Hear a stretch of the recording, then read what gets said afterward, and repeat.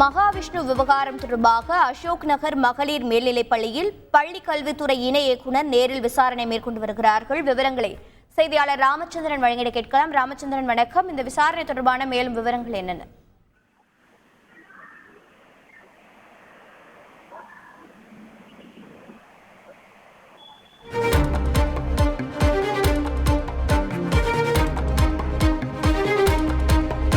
அசோக் நகர் மகளிர் மேல்நிலைப் பள்ளியில் பள்ளி கல்வித்துறை இணை இயக்குநர் நேரில் விசாரணை நடத்தி வருகிறார்கள். விவரங்களை செய்தியாளர் ராமச்சந்திரன் வழங்கிட கேட்கலாம். ராமச்சந்திரன் வணக்கம். விசாரணை தொடர்பான மேலும் விவரங்கள் என்னென்ன?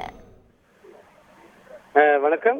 சென்னை அசோக் நகர் அரசு பெண்கள் மேல்நிலைப் பள்ளியில் நடந்த நிகழ்ச்சி ஒன்றில் பங்கேற்ற ஆன்மீக சொற்பொழிவாளர் மகாவிஷ்ணு என்பவர் மாற்றுத்திறனாளிகள் குறித்து சர்ச்சைக்குரிய வகையிலும் பகுத்தறிவுக்கும் அரசியலுக்கும் புறமாக பேசியிருந்தார். இதனை அந்த பள்ளியின் ஆசிரியர் ஒருவர் அப்பொழுதே சொற்பொழிவின் போதே கண்டித்துள்ளார். இந்த விவகாரம் பரபரப்பை ஏற்படுத்தியுள்ளது. இதனையடுத்து பள்ளி கல்வித்துறையின் சார்பாக 3 நாட்கள் ஆய்வு செய்து அறிக்கை தாக்கல் செய்யப்படும் என்று அறிவிக்கப்பட்டது.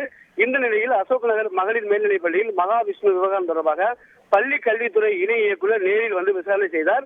இணை இயக்குநர் பஞ்சாப் கேசன் ஆய்வு செய்தார். குறிப்பாக பள்ளி கல்வித்துறை சார்பாக 3 நாட்களில் இவ்விவகாரம் தொடர்பாக அறிக்கை தாக்கல் செய்யப்பட உள்ளது.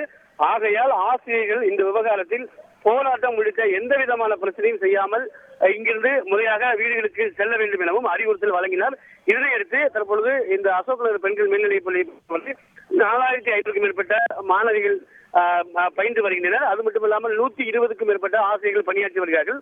அனைவருமே தங்கள் வீடுகளுக்கு செல்ல வேண்டும் எனவும் அவர் அறிவுறுத்தலை வழங்கினார். விவரங்களை வழங்கியதற்கு நன்றி ராமச்சந்திரன்.